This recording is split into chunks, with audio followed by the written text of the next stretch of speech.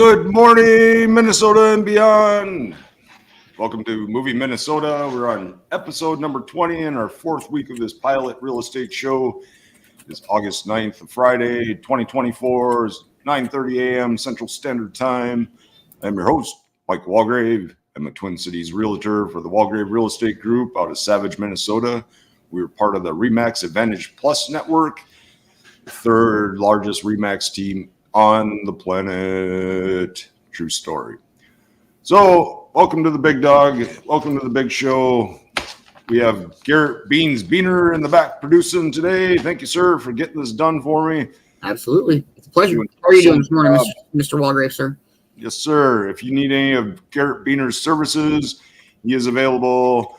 He's looking at about $50 to $100 a show. So reach out to myself or him, and maybe we can work together and put something out for you. So absolutely, I would love that. This show has been generating a lot of buzz lately, so we're getting to the goal of it. Lots of views, lots of likes, subscribes, shares in the past 28 days, 30 days, and I love it. Thank you for everybody's support. Can't do it without you. Keep sharing it out. Keep telling people about it. Keep showing up at 9:30 Monday through Friday. So without further ado, let's get into this. Do you have Josh at Walgrave.com's video, Josh McGibbon? I ended up redoing that, and the volume wasn't very good on it. So Is it on the Moving Minnesota page? It should be in episode 19's list. Yeah, it should be on the Movie Minnesota page too. But yes, Josh McGibbon, I should have put his video up. He did a really great video. He filmed at the same time, went around the house in Prior Lake, Lower Prior Lake. That, by the way, is also still for sale, and not Josh at Walgrave.com, but Joshua at Walgrave.com will be hosting, I believe, noon to 2 on Sunday and 1 to 3 on Saturday. So, yes, maybe we can get that address up there too. But here's Josh McGibbon. He is one of the video. Say again? This is the updated video, yeah? I believe so. Let's try it. See what happens. All right, here we go. Josh McGibbon with the Walgrave Real Estate Group. And nope, not the updated one. Grew up here in the Twin Cities. Maybe I didn't send the right link. So. 2011. Yeah, I played anyways. Currently, I am a pilot for American Airlines. But also he's been with the Walgrave Real Estate Group 4 years. Sorry about the volume out there. He does commercial real estate as well as residential real estate. You can get a hold of him at josh@walgrave.com. Again, he does both residential and commercial. Typically, you don't find that in a group. If you're doing just commercial, you're probably on a salary and you're working for a big company, big company. You may only have 1 or 2 sales a year, so that's why you go on salary for something like that. But Josh, he does both. He's also a pilot, airline pilot. So good dude, good energy. Give him a shout. Josh at Walgrave.com. You can reach out to him. So, and good morning to you, Heather and Kay. Thank you for stopping by. And Amber, thank you for stopping by again. I appreciate that. All right, well, let's move on here. If you've been following the show, you know we've been looking at the Twin Cities area by the 7-county metro area, the center core of the Twin Cities metro area, Washington County, Carver County. We looked at Dakota County. We looked at Scott County. We looked at Anoka County. We still need to look at Ramsey, but this week we've been looking at Hennepin County. Again, it's such a large county that we could have spent the whole last 4 weeks talking about it, but we're just trying to touch on a little bit of everything around the cities to give you guys an idea what's out there, prices, neighborhoods, that kind of thing, good places to eat, music, art, all that great stuff. So today we're going to look at some cities in Hennepin County. I think we got a few videos here, some historical videos, a lot of them. We can start with Richfield. We left off. Okay. The only thing, I think the video we got in yesterday was the, I don't even remember, St. Louis Park? No. But yeah, we got the Richfield video right here. Play it up. So all right, here you go, everybody. Checking out the cities closest to Minneapolis. Richfield's to the south of the city of Minneapolis. Minnesota's greatest generation. The city of Richfield, located just south of Minneapolis, proudly proclaims itself Minnesota's oldest suburb. Indeed, the community got its start due to the area's proximity to Fort Snelling, but it was Richfield's extraordinary growth after World War II that made it the state's preeminent suburban city. Fort Snelling drew the first settlers to what would become Richfield in the 1820s. Fertile farmland, which also gave the community its name, brought more residents in the 1850s. The village thrived as an agricultural center, supplying produce to nearby Minneapolis and other cities further away. Richfield incorporated itself in 1908. Suburban development in Richfield began in the late 19th century, but the first housing developments were sparse and isolated. This began to change in the 1910s when Minneapolis streetcars reached the village limits, and when automobiles and roads both became more reliable. In 1924, the opening of the St. Paul Ford Motor Company plant just across the Mississippi River ignited Richfield's first real suburban house building boom, but the Great Depression and World War II quickly cooled it. After the war, returning American GIs created an unprecedented demand for housing. Richfield, with its open farm fields and closeness to Minneapolis, became a perfect target for housing developers. By 1947, some 100 houses were going up in Richfield each month. Longtime Richfield resident Gertrude Ulrich remembers the boom. When we moved here, there were only 17,000 people. And at the peak of the population reached almost 50,000. Right. So you can see there was a huge amount of building. Among other benefits, the GI Bill of Rights gave returning veterans access to low-interest mortgages, allowing them to buy houses ranging from $8,000 for an 816-square-foot model to $10,500 for one with an attached garage. Richfieldian Sherman Boone paid $9,300 for his house. Well, we thought it was a lot. We talked about it, talked with my dad about it, and of course I'd never bought a house before.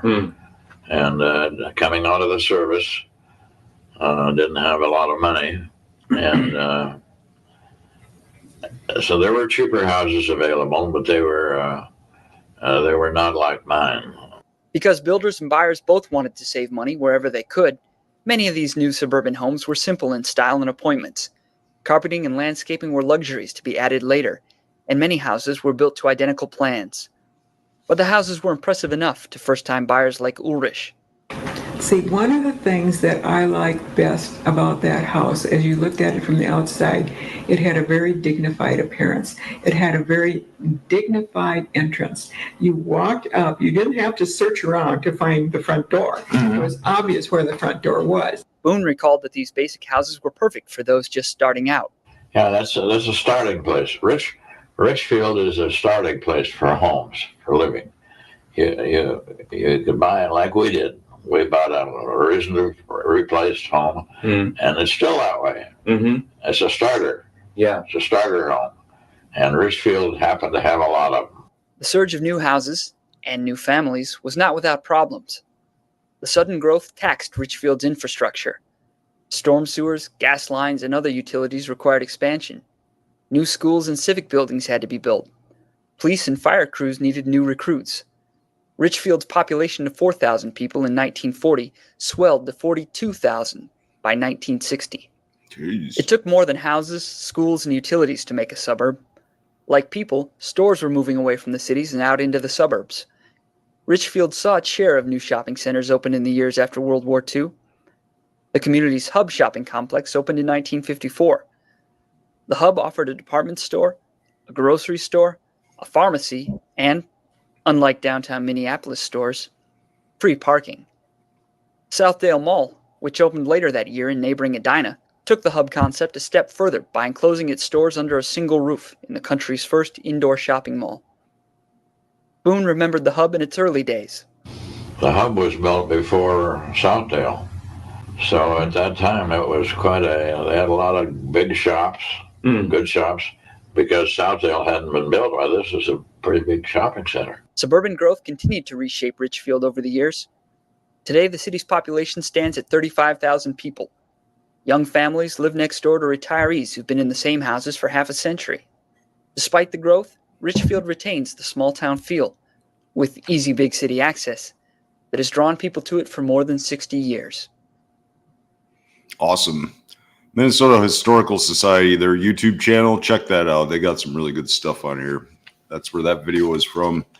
Cool. I'm going to have to use the word dignified as part of my real estate vocabulary. It was a very dignified entrance, very dignified look. I love it when old people reminisce from the 20th century. They're pretty good at it. So awesome. So that would be Richfield to the south. Now moving to the southwest, we have Edina, kind of going clockwise around the Minneapolis city. This is channel HOMEIA. 7 factors rank Edina as one of the best cities in Minneapolis. Play that beautiful home footage. All right, here we go. This one won't have any audio. Ah, We'll give it some audio. no, that's fine. Just letting you know. So So lifestyle obviously is a good reason. There's plenty of culture and there's plenty of different things that you could be doing, especially like downtown. That's so cool. Look about all the cool antique shops and schooling, dang, that's a big shopping. yeah. Hashtag Minnesotans lifestyle. love their shopping. Trails. Dang. What are we looking at there? Movie theater, That's a pool. pool next to lakes. Golf is a good lifestyle. Love those fall colors. Got to have some parks for the kiddos and the fur babies. Yep. More Yep. shopping and eating. And Mall of America. Yes, sir. It's down in Bloomington. Yep. Oh, economy for sure. You always make. I mean, the cost of living is a lot more up in the cities, but it's worth it because you make more. And if you can get out into the suburbs while also working in the city, you're going to be making that higher cost of living wage in the cities while paying that lower cost of living price in the suburbs. True. I do recommend, though, unless you love driving, you should probably live as close as True possible. that. So you're going to be spending at least $5,000 a year in gas just to get around. But Well, and not only yeah, that, and then the but time factor. timing, yeah, absolutely. You Some of the areas they get kind of congested, especially during construction season in the summer. And Well, I mean, what do you do? Do you either just leave early, and then if it's traffic flows, and you just show up that much earlier, or and then you know what I mean? I found a hack around the traffic. I made a calculated guess that if I lived right in the center of Minneapolis, going to my office out away from the city while everybody's coming in, I'm not going to fight traffic. And Yeah. vice versa. And so it's turned out that way. And then from being a truck driver back in the day, I know kind of when the windows of trying to travel with the least amount of traffic, it's kind of like after 10.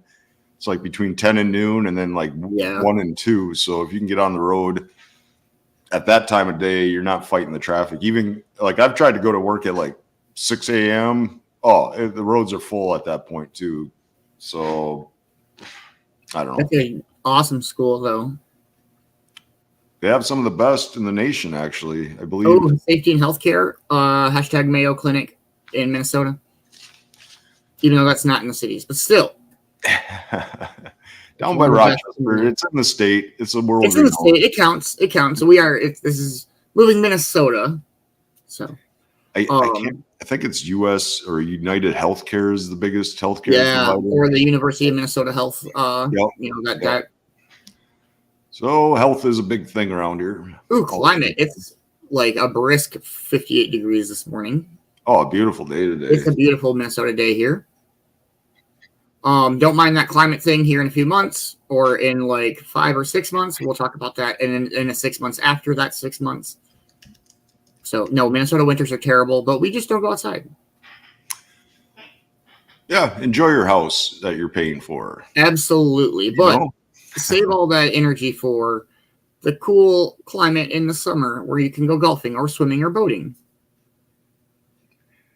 Yeah, it's Well, that's you're on kind of on farmer schedule. You go with the seasons around here. You're like, oh, farmer time says we stay indoors for the holidays and the new year and blah blah blah and reset and prepare for the next year. So kind of works. All right. Well, that was Edina in the southwest. City. So I think we did St. Louis Park yesterday. I Okay. feel like we watched the St. Louis Park video yesterday. The sugar beet factory. Yeah. Okay. Well, Let's you go to told me to Golden pick Valley one then. yesterday, and I think we picked that one. Let's check out the Conservation Outlook channel here. We have a history of Lilac Way in Golden Valley, Minnesota. I don't have that part, so when you said it, I'm like, oh no, where am I supposed to be? Yes, that is the correct video. All right. Don't do that to me, Walgrave. You're fired, Garrett. Get out of here. Leave. You can go now. Your services are no longer needed here. All right, we'll see how much of this one we can get away with. Here we go. Great weekend. In 1906, working for a New York firm, Nichols came to Minnesota with Anthony Morrell to work on the Glensheen estate in Duluth, and both fell in love with the beauty of the state. In 1909, they formed a partnership and moved to Minneapolis. Despite the loss of his partner 18 years later, Nichols continued working under the name Morrell and Nichols. Once the stock market crashed, Nichols had to look for new ways to support his family. There was a depression. And in the 30s, there were not these large estates that he and Mr. Morrell originally did. And he realized he was not going to have the type of work that he had had previously.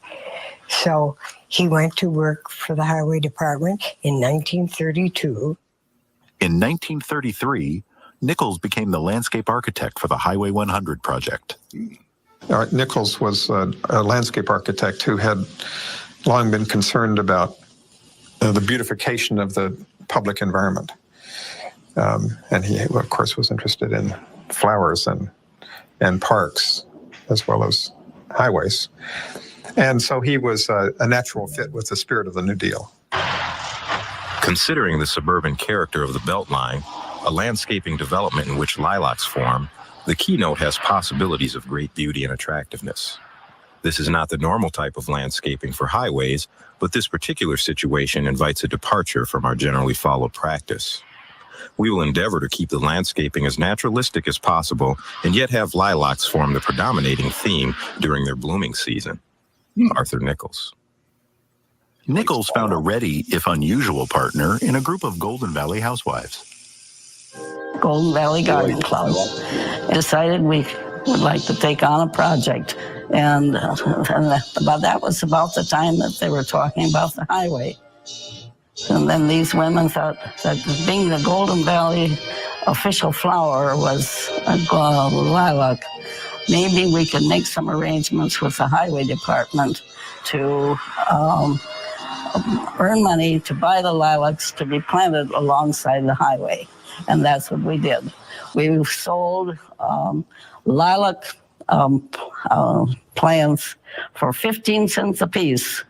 And then later on, we sold peony roots for 15 cents a piece. And we sold and sold and sold and earned money to buy those lilacs that were planted between Glenwood Avenue and Golden Valley Road.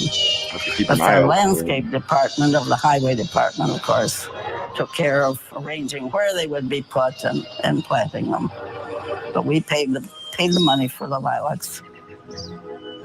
The original idea for such lush landscaping of lilacs was put forth by the Minneapolis Journal, which apparently coined the name Lilac Way. Nichols laid out the lilac bushes in irregular masses rather than rows, separated by open space set against a backdrop of evergreens, elms, and other trees and bushes. Knowing how important jobs were, Nichols kept WPA workers busy planting lilacs when not working on the highway. When the landscaping project was completed in 1938, over 30,000 deciduous plants with more than 7,000 lilac bushes had been planted. Nichols also designed 5 roadside rests for tourists passing through the Twin Cities and for residents of Minneapolis and St. Paul who would go for a leisurely drive along Lilac Way in the spring to enjoy the lilacs in bloom, or a place to come and enjoy a family picnic in the summer. One of the things that happened in Highway 100 that was true for a number of WPA projects is that it provided an opportunity for artisans like stonemasons to use their skills on public projects of significance. The WPA workers had made all these nice stone tables and benches, and they were quite permanent. We could pick them up and carry them away. And people used them for many, many, many years. They really enjoyed them very, very much. The rustic style was very popular in the 1930s, and the amenities in the parks reflect that.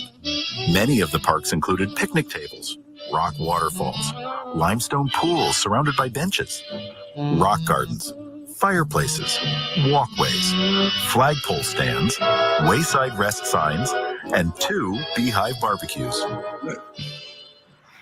Well, my father would tell me about these barbecues here, the beehives they were called. Be 2 or 3 guys, calling out a size stone that he wanted. And so they put a number on it. When the guy cut the stone, he would put number 2 on it or number 3, whatever, and that would go to a certain place on the fireplace. So they didn't get them mixed up. It was all cut with hammer and chisel. There weren't any saws or anything like that like they have nowadays, diamond bladed saws. This was all cut by hand. You just used her hands. The western leg was completed in 1940. There were 11 bridges, 3 being cloverleafs, and 5 wayside rests.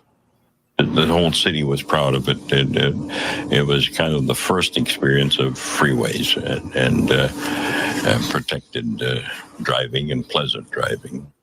Golden Valley was very proud of the Lilac Lane, and they really felt that was something that made Golden Valley a little unique. Where some people would use the highway to go for a Sunday drive, to get to the store, or to just head north, the residents of Golden Valley found a unique use for Lilac Way. The Garden Club decided to have a Lilac Time Parade. And we invited the schools and all different organizations in Golden Valley, anybody who was interested, to be in the parade. And they blocked off the highway 100 from Glenwood Avenue to Golden Valley Road, no traffic at all. And the kids came with their bicycles all decorated up. And the garden club had wheelbarrows full of lilacs, and several people carried lilacs. And it was really quite an affair. We had 1,200 people for the first parade. That's cool. And they had a place where you could buy hot dogs and so forth. And that was a hit too. And we really had a good time. In 1941, with the bombing of Pearl Harbor, the U.S. entered World War II. The WPA workers were taken off highway construction and transferred to tasks supporting the war effort. Because of the war, the Beltline would not be finished until 1950. This meant Carl Grazer, father of the Beltline, would not live to see his dream completed. Grazer died in 1944. The guys coming back from war, starting families, huge baby boom population, housing conditions in cities being so crowded because nothing was built really of any significance for the decade of the 1930s and the 1940s. So there's a pent-up demand for all sorts of new housing. The growth of suburban development here from the 1950s and 60s basically meant that Highway 100, which was built for recreational travel, was totally overwhelmed. It simply could not handle the amount of demand that was created as major thrust of development basically went way beyond it. So it has to be rebuilt because it's simply not able to handle the amount of demand that's being created. With this major thrust in development, increase in speed and traffic along Lilac Way, one of the first major upgrades to the highway was made in the 1960s. The highway department installed guardrails and eliminated left-hand turns. Grazer's unique designs made modifications to the highway relatively easy and inexpensive. Despite all the upgrades, Grazer's Beltline could not keep up with the continuous increase in population and traffic. A new route around the ever-expanding metro area was built, 494-694. This would take the place of Highway 100 as a bypass around the Twin Cities. Outside of the western section, the remainder of the Beltline would be designed into the new bypass or absorbed into the ever-growing suburbs. In the 70s, the southern section of Highway 100 in Edina, not considered part of Lilac Way, needed further improvements. New lanes were added along with new bridges. The cloverleaf at Highway 12, now 394, was also redesigned. In the new millennium, Lilac Way is no longer used for Sunday drives or parades, and family picnics no longer take place in the parks.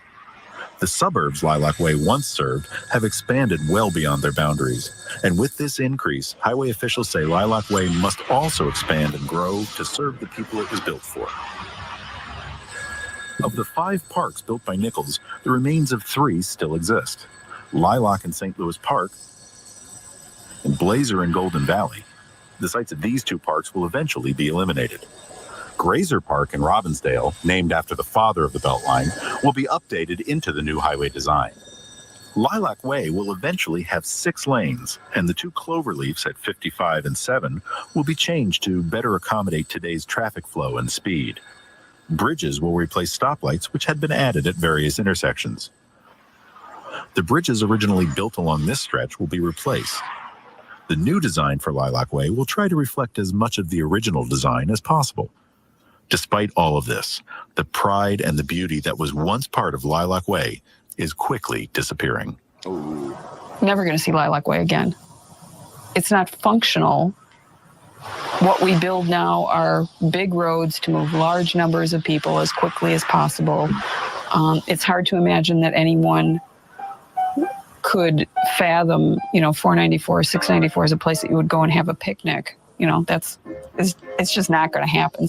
It's a little slice in time of a moment when relatively few people had cars, and the people who had cars were using them more for recreation than for regular commuting. So it's a nice historical artifact, but it's never going to be created again. Golden Valley had a reputation for a Lilac Drive. Communities base their identity around a plant. That's pretty cool. Yeah, I think so. Some sort of sports team or something like that, but like actual plants.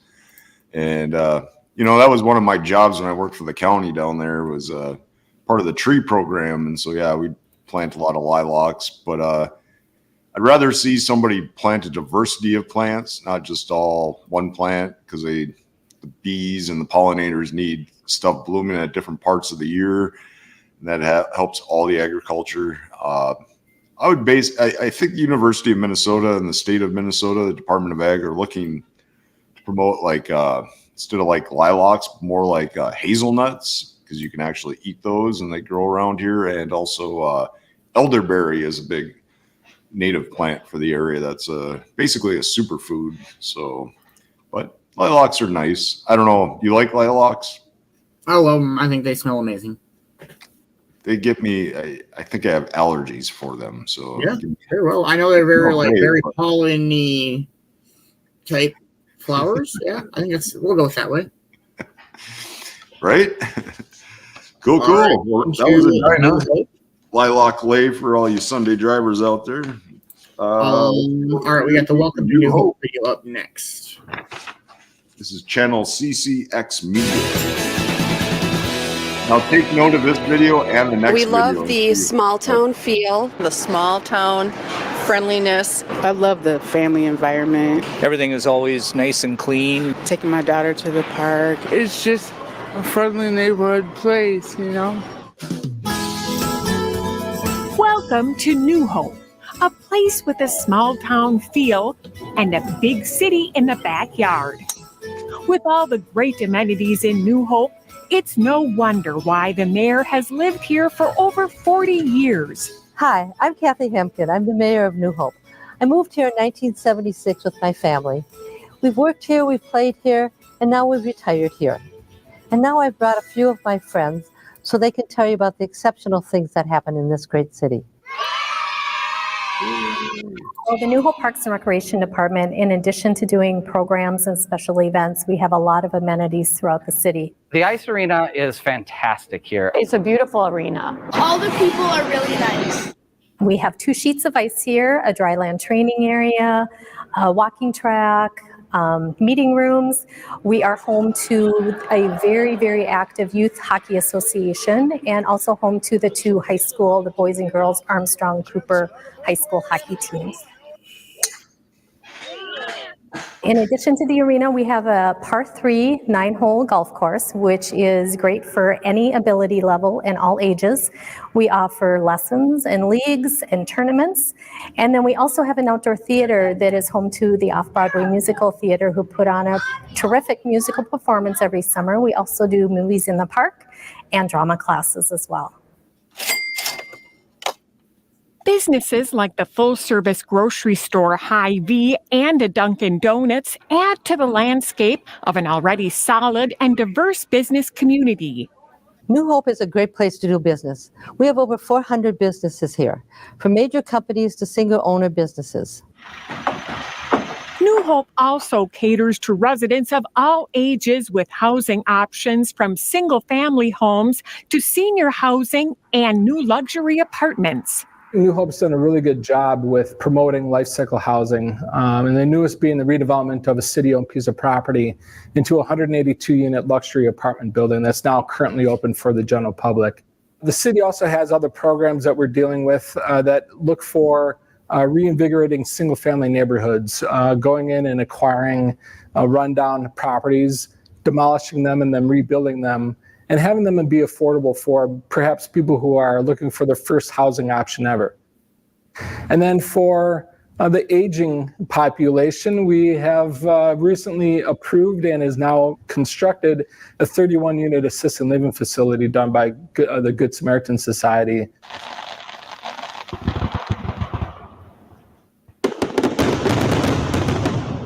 From city celebrations like Duck Duck Days to theater productions, New Hope knows how to gather for a good time. There's a lot of fun stuff going on in New Hope. We have a very strong school district. Besides educating our children, they also provide plays, concerts, and very lively sporting events. We have an active and lively group of organizations in New Hope. The Rotary, the Women of Today, the Lions Club, and the League of Women Voters all make New Hope a very thriving, inviting community. I'm so very proud of my city. I hope you have the chance to experience the joys of New Hope very soon. Very cool. Very cool. She gives me new hope with her community. I see what you did there. Bing. All right, should we jump in just touring some houses? We're about a half hour in here. Let's go one more to Robbinsdale. It was the same media. Oh, there it is. YouTube, CCX Media. Same That was a pretty good company. video production. Good Yeah, job. that was a pretty good production. I like how it brings out the personalities of the Minnesotans around here. It's a 43-minute long video. We'll just dive into the intro and Okay. give it a 3 to 4 minutes here and see what they got. Okay, here we go. Community footage. You know, we grew up in a golden era. We didn't know it was gold at the time we were growing up. It was a great place to grow up into. Downtown was only 2 blocks long, but it had everything a downtown should have. Some of my best friends that I have today are guys I met, in park and recreations in Robbinsdale. Robbinsdale was his roots. He never forgot the people in the community that helped him, help make it through life. Look at over and what's transcended over the period of years. I'm saying, my God, what has happened? People come in here, but it's commonplace now. So The drive was where the mansions were. So we all, as kids, grew up, aspiring to live on the drive. Robbinsdale is a compact hometown community. Makes you feel that you're in a neighborhood and that you're part of a community. You had the movie theater there, you had the soda fountain, you had the hardware store, you had the bakery, you had the meat market, and it just, I think it was the classic American town.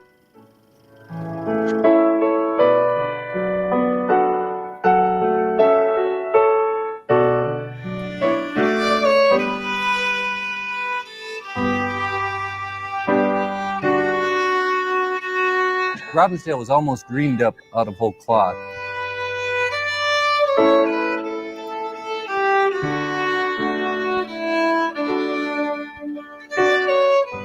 You started out with Hennepin County, and then you had this Crystal Township that stretched all the way to the Mississippi River, almost as far as Medicine Lake.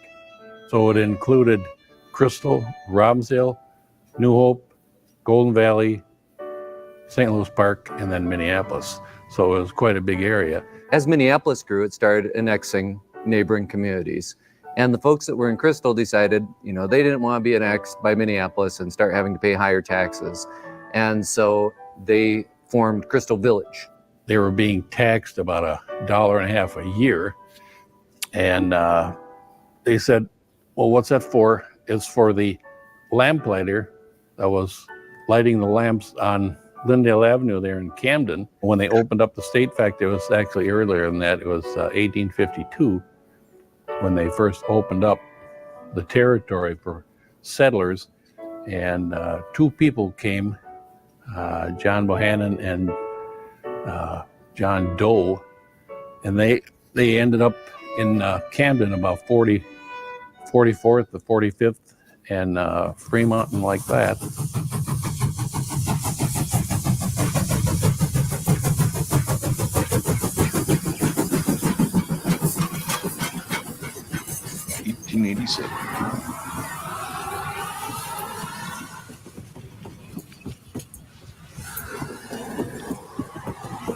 Pretty cool. Yeah, we can keep her moving though. We do have a lot of homes that we're going to check out from these areas, kind of give you an idea of prices. If you want to watch that video, you can find it on YouTube at CCX Media. So we got a lot of good stuff on Minnesota history and that kind of thing. And so they tell a good story. Yeah, so then rounding it out, there would be Brooklyn Center and then St. Anthony. Those kind of surround the Twin Cities. This is like the first build out of the suburbs around Minneapolis, like they were saying, around the 1910 to 1950 kind of era. So you'll find a lot of older homes in these areas. Not as small or not as big as some of the newer homes, but definitely, like they were saying, a starter home and in very close proximity to the major jobs. So cool. Well, let's check out the homes here. All right. Going to Richfield on the list here first, it looks like. This again is in the south of Minneapolis. North of Minneapolis would be the Mississippi River, essentially being the boundary to a different county. Ramsey and Anoka being two of them. All right. This one's built in 1953, so this is part of the suburban expansion. 0.19 acres, 3 bedrooms, 3 baths, $489,000 at 321 West 69th Street in Richfield. If any of these catch your eye, make sure to reach out to me, Michael at Walgrave.com, 612-930-2929. We can meet up and tour such a place. Loving the woodwork in this place. Yeah, I love it. I'm guessing it's not original. Definitely the appliances are modern. Yeah. Still though. Mm-hmm. Nice space. Got brick in the That's cool. Little rock in the bathroom. You don't see that. Oh, that's really cool. Mm-hmm.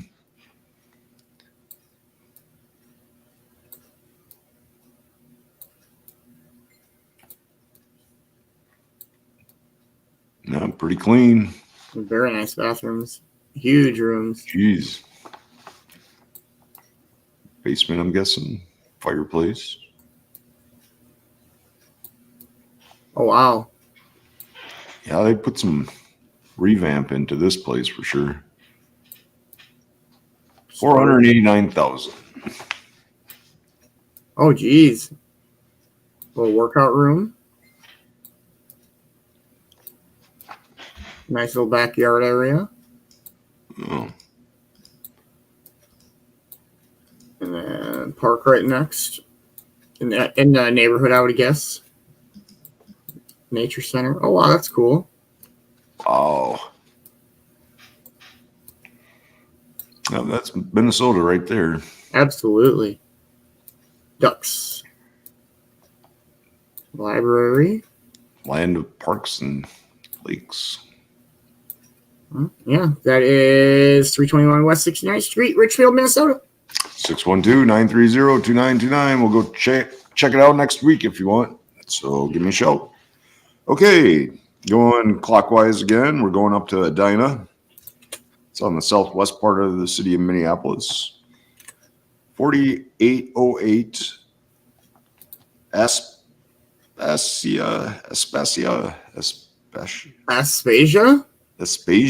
That's kind of what it was looking like. Okay. Aspasia Lane, Edina. Yeah, I kind of looked at the price range between around 400 to 600,000. That's kind of like the middle of the middle of the properties. Starter homes and townhouses typically are under 350. You can get into a townhouse and freshly built for around 200,000, 250. But this would be the next step up the rung of real estate. Even if you're not in this price range, it's good to get an idea of what, in terms of value, is at this range. Same with looking at the more expensive places. You got a list of houses of the most expensive on the market for each city. Cabinets could use some updating there,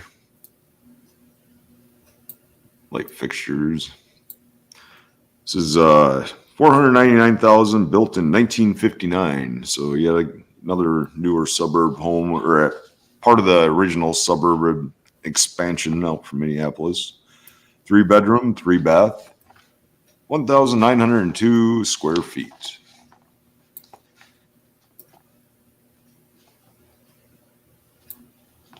Yeah. That's cool. Fairly typical for the neighborhood there. Yeah. St. Louis Park, we got 2948 Princeton Avenue South. St. Louis Park, also next to the city of Minneapolis. This home is 400,000. Seemed like on the average, this was one of the lower per average houses or cost per house. St. Louis. Oh, this is a cute little place. Built in 1938. Yes, sir. 4-bedroom, 2-bath. Doesn't look like you get 4 bedrooms in there, but I guess. Oh. That's cool. 1,812 square feet on 0.21 acres.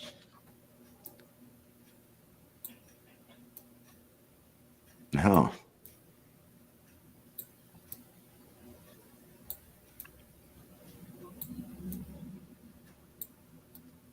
wow.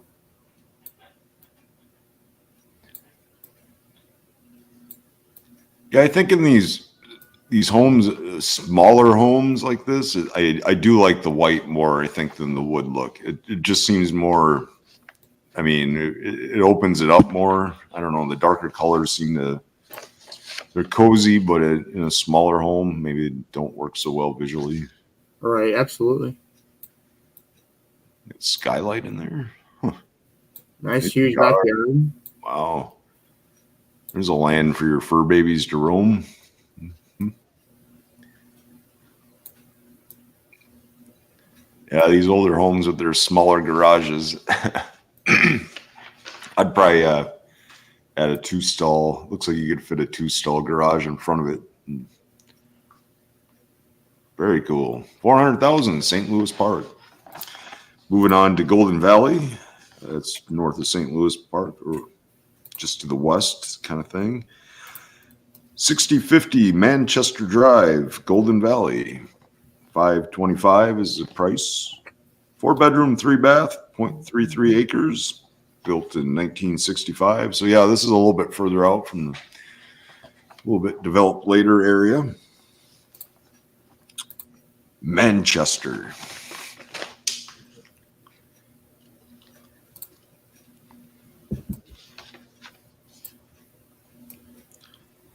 Four-bed, 3-bath.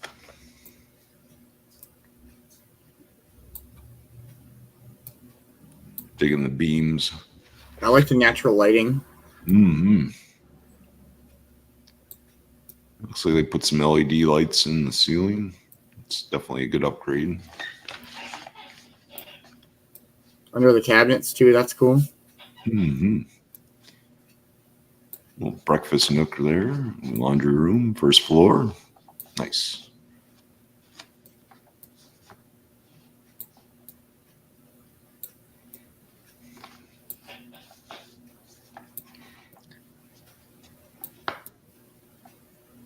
Minnesotans, they take a lot of pride in keeping their home modernized, especially around the cities area. And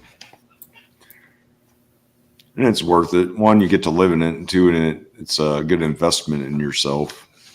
Yeah, absolutely. That's cool. Nice little neighborhood. Oh, standalone garage. That's pretty sweet layout right there. Yeah, it's a very cool house. I think, it's $525,000 in Golden Valley, 4-bedroom, 3-bath, 0.33 acres. If you'd like to know more about that, 612-930-2929, as you see on the screen. Okay, moving up to New Hope. Let's go to 4511 Gettysburg Avenue North in New Hope. In fact, there's an open house today, it looks like. Huh.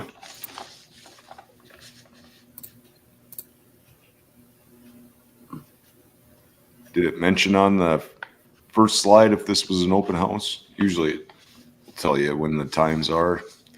8 a.m. to 7:30 p.m. Today on Friday, August. Yep. Perfect. Nice. There you go. If you're in the neighborhood, go check it out. I think these guys are cooking up hot dogs and giving away beverages too. So dang. I might have to get down with hosting a little open house party as I get into this more. I think bringing a food truck to an open house would be kind of an interesting idea. Or a band. Yeah. Have some band set up in the living room and make them a music video while they're there. $495,000, built in 1988. 5-bedroom, 3-bath on 0.3 acres. Wow. Get a little bit more for your money here, it looks like, up in New Yeah, York. that's a cool house.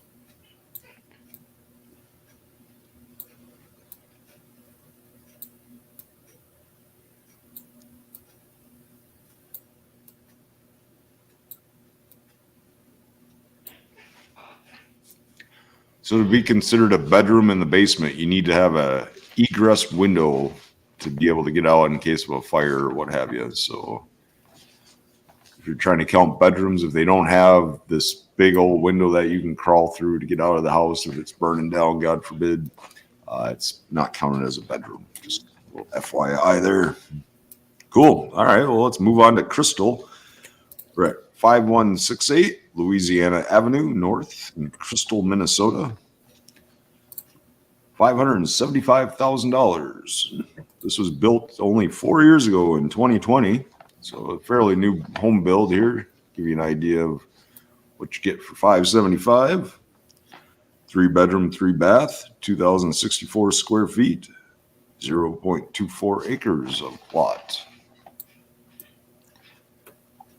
Nice. Even though it's newer, it looks like it has old school charm to it. Yeah, absolutely. I was surprised when you said it was 4 years old. Right? Looks like they ripped the floors the old school way and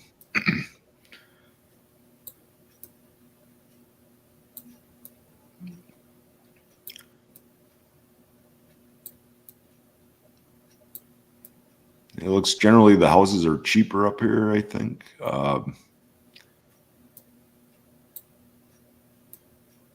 Cool.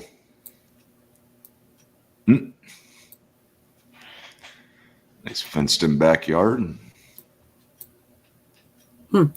Mini library. Cool. You'll probably see more houses like that as the older stock in these neighborhoods is the price of the land is basically what the house is. And so a lot of builders are like, well, it's going to cost me $300,000 to $500,000 to buy this house, but then I want to just tear it down and then just put $1 million house on it or another $500,000 for $1 million. Big numbers are what I'm used to, but okay.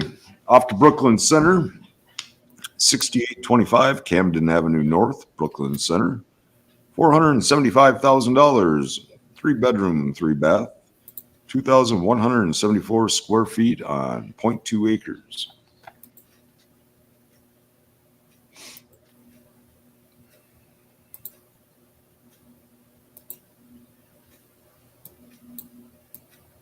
You don't see high ceilings in the older homes. No. Unless it's a mansion. But very, very tall ceilings.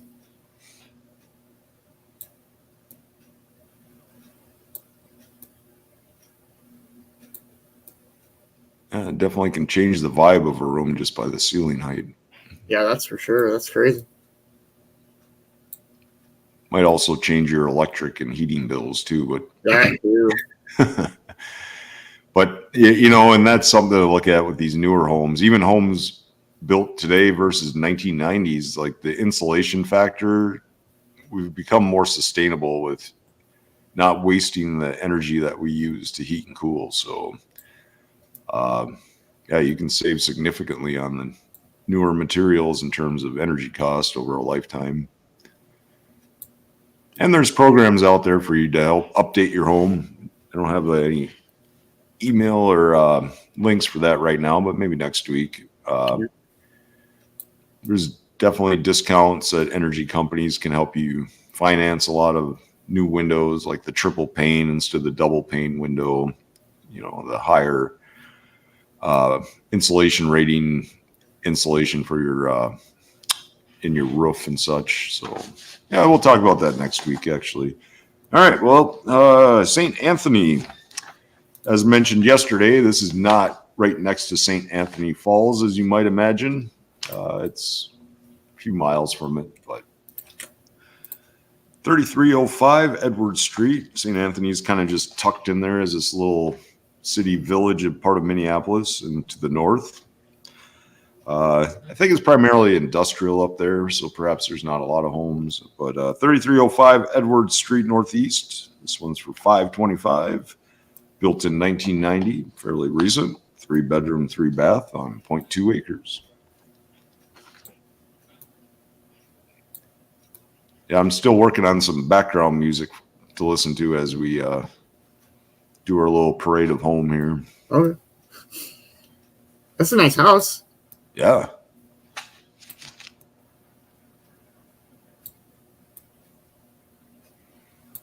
I like that little room there. That's cool. Definitely you want a realtor if you're trying to sell a home. Like you're going to get at least, I was looking at some numbers.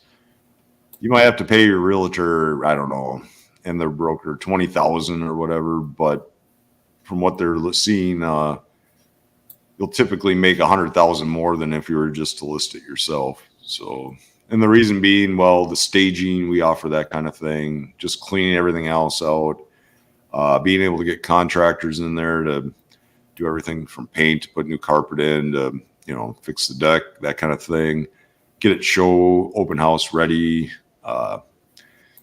slide ready. And then on top of it, a realtor has a network of people they can send this to. They can pipe it through the MLS.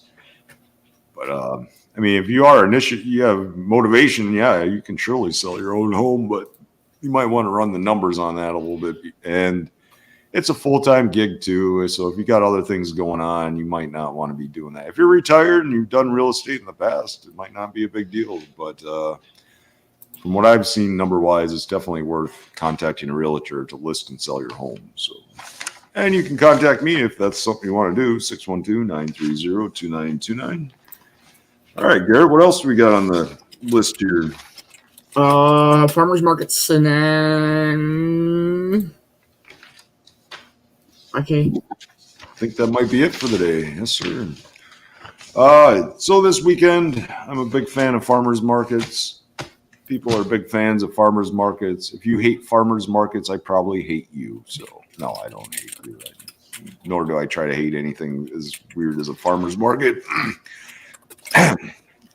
Farmers markets, though, definitely something to be proud about in your community. It's people growing their own food. It's a source of and symbol of strength of a community as far as I'm concerned. It's fun for all ages and all interest levels. Everybody loves food, especially the organic, super healthy stuff that's borderline medicinal. So you can check out these farmers markets in Hennepin County. There's quite a few of them. Of course, Minneapolis has one. They're taking it to a whole nother level of farmer market. They run theirs Wednesday through Friday, 7 a.m. to 1 p.m. And then Saturday to Sunday, 6 a.m. to 1 p.m. So every day of the week, Minneapolis has a farmer's market going on at 312 East Lyndale Avenue North. Find more on their awesome website at mplsfarmersmarket.com, and you can get more information on that, this Lyndale market. Another Minneapolis market I love going to is the Mill City Farmers Market in Minneapolis. Not too far from the Mississippi River, right next to the Guthrie. A couple of blocks from myself. Saturday, 8 a.m. to 1 p.m. You might bump into me down there trying to buy some carrots or some onions and other good stuff to cook with. Any good chef knows that this is where you get the primo stuff. You know, if you got a high-end restaurant or just any sensible chef in general, they're trying to source the best product for the best price. And farmers markets are typically where you can find that at. So Mill City Farmer Market, Saturday, 8 a.m. to 1 p.m. by the Guthrie. You can find out more at millcityfarmersmarket.org. Brooklyn Center, Thursday Farmers Market, 3 to 7 p.m. in the afternoon, early evening. That's at 7200 Brooklyn Boulevard in Brooklyn Center. The Crystal Farmers Market is going to 3 to 7 p.m. Didn't put the day, I'm guessing Thursday. Well, Google up Crystal Farmers Market. It's going on at Becker Park at 5530 Douglas Drive, North Crystal. Robbinsdale has their farmers markets, 9 a.m. to 1 p.m. at the Lakeview Terrace Farmers Market, Crystal Lake. I believe that's Saturday. And that's what I got for the farmers markets this weekend. Definitely Google that up, see what else is going on in your neighborhood farmers market wise.